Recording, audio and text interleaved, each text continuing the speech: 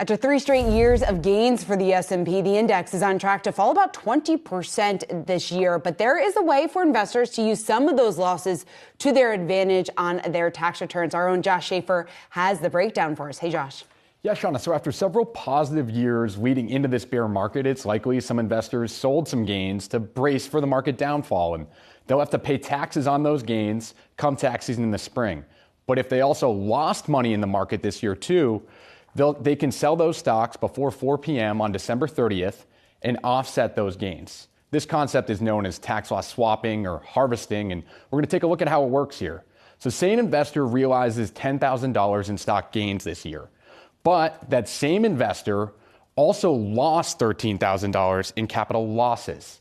In those positions. So then the investor can write off the capital gains. So you write off the $13,000 and it covers your $10,000. You therefore pay $0 in capital gains for 2022.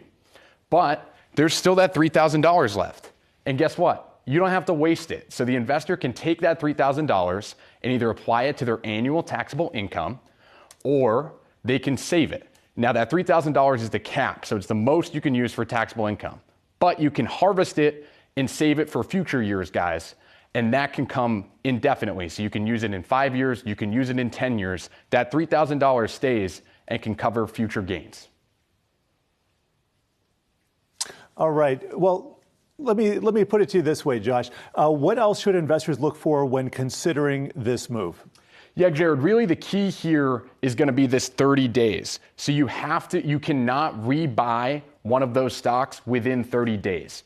So if you sell a stock, say you sell Apple stock today, you can't buy Apple stock for the next 30 days.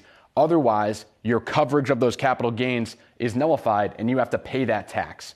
So that's something to watch not only for yourself and what you do with your own retail portfolio, but say you also own a mutual fund and you don't know what that fund manager is buying, that's something investors need to be careful of, because if that fund manager were to buy Apple stock, that would also nullify your gains, and then you would have to pay those capital gains come April. So could be an advantage, Jared, but something you have to always be wary of as far as what you're buying come January as well.